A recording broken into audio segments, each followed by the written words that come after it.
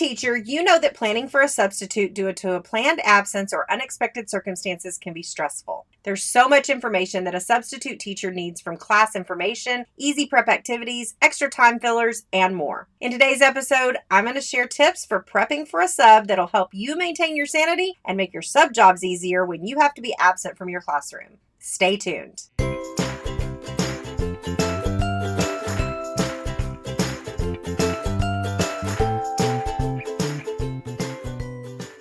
What's kicking, educational rock stars? Welcome back to another episode of Teaching Made Easy. I'm the Center Fairy, your ultimate source into the wonderful world of simple classroom systems that actually work so that you can finally get back to what you love: teaching. If this is your first time joining me here on the channel, be sure you hit that like and that subscribe button and click that bell so that you get notified when I go live or upload a new video here on the channel. Being prepared for a substitute before you need one can help make being absent from school less stressful. Whether it's a known absent due to upcoming appointments or professional development or an illness, you can do some things that will make being absent from your classroom a smooth experience. I've been in some schools that required us to have subfolders or backup lesson plans for when I was out, but most of the schools I was in didn't. Whether my school required it or not, having this plan in place for when I needed to be gone was critical to reducing my own stress at the time. Tip number 1 is to have a folder with all the important information about your class. Your sub needs to have all the information that is needed to run your class from day to day. This information should include things like the class roster, schedule, map of the school, staff contact information, emergency information like evacuations and lockdown procedures, any known allergies or medications or medical issues for your students, transportation for your students, list of contact information for specials, aides, or paras that your students work with, and any behavior notes that your sub may need for those students who need extra guidance.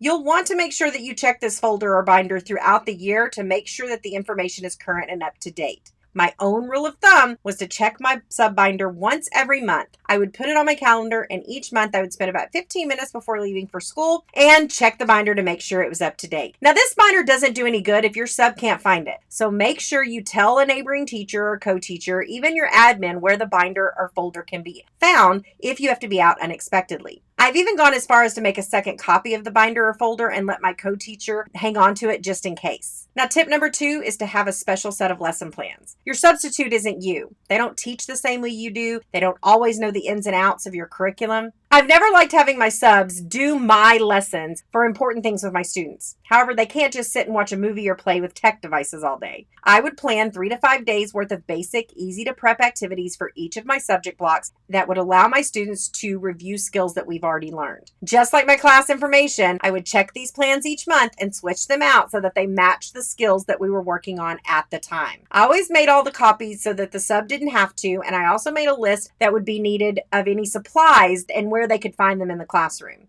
The more details you can give the sub, the better. Where are the supplies that they need? Can students work anywhere in the classroom, or do they need to stay in their desk? What do you want the sub to do with completed work? These are just a few questions that your sub may have when stepping in for you in your classroom. Now, tip number 3 is to use a special classroom management system. Classroom management can be one of the most stressful parts of having a sub for the day in your classroom. Your students are guaranteed to push boundaries, and they're going to have some mishaps while you're out. Knowing this can have you deciding that it's actually less stressful to just go to school than stay home and heal and rest. But you need to stay home and heal. So what can you do to make sure your class stays on track? My favorite strategy was a special classroom management system, one that is different from your normal day-to-day system. By using a new game type system, your students will be less conditioned to the system and therefore more engaged with it. Some examples of these simple systems are things such as drawing a picture on the board or on chart paper and then having your students collect items to complete the picture.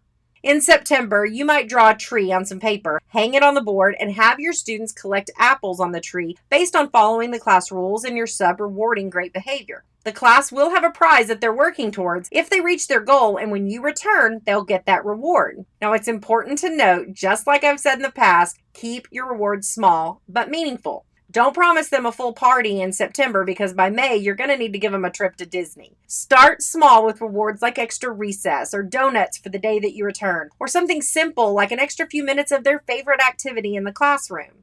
Now, tip number 4 is to ask your sub for feedback. When you're gone from your classroom, you'll spend countless hours thinking about how your students are doing and wondering how the day is going. Ask your sub to leave you feedback on how the day went and if they completed all the activities and lessons that you planned, and if there's any behavior that needs to be reported. Not only will it give you what you need to praise your students, it'll also give you a glimpse into what did and didn't work in your sub plan. Now, my friend Kristen from Easy Teaching Tools has created a sub plans template bundle that is perfect for getting your sub plans in order. It includes things like an editable sub binder cover, there's 5 different versions, a note for your sub, a seating chart, a daily schedule, special schedule. It even includes her class lists from her best-selling editable class lists that you can get in this bundle as well. There's so many things in this bundle that are going to help you get your sub binder in order. You can check that out in her shop by clicking the link in the description. Whatever you use to prep for your sub, the key is to just be prepared with something. You can't relax and focus on what you need to do when you're gone if you're constantly worried about your classroom. With these tips and those amazing templates, you can stop stressing over taking a much needed break from your classroom and know that your sub is going to have everything they need to make the experience run smoothly. Now, if you're looking for more tips, strategies, and simple systems to take back into your classroom to make your teacher life just a bit easier, check out the other videos on your screen. Thanks for watching and keep being an educational rock star.